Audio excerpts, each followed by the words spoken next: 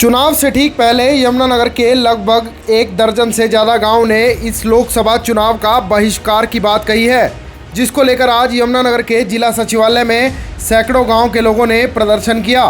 बता दें, यमुनानगर के घोड़ो पीपली टापू गांव यमुनानगर के उस पार यानी उत्तर प्रदेश की सीमा से सटे हैं। गांव वालों का अपने ही ज़िले में आने के लिए लगभग 30 से 35 किलोमीटर घूम के आना होता है और हर चुनाव में गांव वालों की मुख्य मांग यमुना के ऊपर फ्लाईओवर को लेकर होती है, जो आज तक इनकी पूरी नहीं हुई। गुस्साए ग्रामीण आज फिर इकट्ठे होकर जिला सचिवालय पहुंचे और प्रशासन के साथ तीखी बहस भी हुई और उन्होंने कहा कि हमारा सरकारों से मोह भंग हो चुका है और हमारे बच्चों को शिक्षा लेने में बहुत दिक्कत होती है।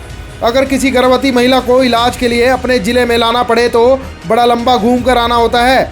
अगर किसी आपातकाल में जल्द आना भी पड़े तो यमुना से तो किश्ती का सहारा लेकर आना पड़ता है। अगर यमुना का पानी ज़्यादा आ जाए तो ये आपातकाल किश्ती सुविधा भी ख़त्म है। इसके बावजूद तमाम समस्याएं हैं। जब ये गांव अपने ज़िले से कनेक्ट हो जाएंगे तो गांव वालों का कहना है कि तमाम उनकी समस्या का हल हो जाएगा। ग्रामीणों ने प्रशासन को अवगत कराया कि अब की बार तमाम गाँव के चुनाव का बहिष्कार करेंगे और उन्होंने साफ कर दिया कि कोई भी नेता उनके गांव में वोट लेने ना आए। क्या कुछ कहते हैं ग्रामीण, आइए आपको सुनाते हैं। अभी आप चुनाव के बहिष्कार की बात कर रहे थे तो बोल रहे थे कि हम काला पानी से हैं। क्या काला पानी है, क्या आपके गांव की हकीकत है? ऐसा है जी, सब ने बता अंग्रेज 1947 में छोड़ कर चले गए थे और देश ने आज़ाद हुए 75-76 साल हो गए। 75-76 साल के बाद और जब से हरियाणा बना उसके बाद आज तक हमारे 2 गाँव घोड़ो पीपली और टापू माजरे 2 ग्राम पंचायत है, 5000 की आबादी और लगभग 7000 बीघा ज़मीन हरियाणा की।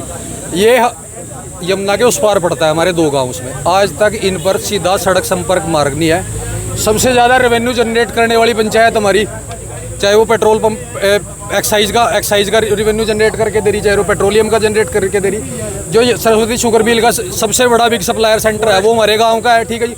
फॉरेस्ट हमारे यहाँ से उसमें मतलब हम हर तरह से एक अच्छा रेवेन्यू जनरेट करने वाली पंचायतों में शुमार है जी। बहिष्कार क्यों? बहिष्कार का कारण यह है कि हम सीधे हरियाणा से कनेक्ट नहीं हैं।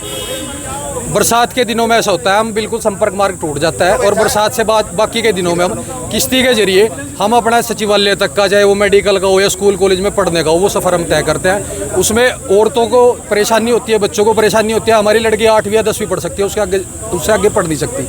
जो हम वाया शाहजहाँपुर कलानौर से रास्ता तय करते हैं उसमें समस्या यह होती है, पहले तो हम हरियाणा के बाशिंदे हैं। हरियाणा से जैसे हम यूपी में एंटर होते हैं रास्ते के लिए, वहाँ हमें अपनी आइडेंटिटी दिखानी पड़ती है।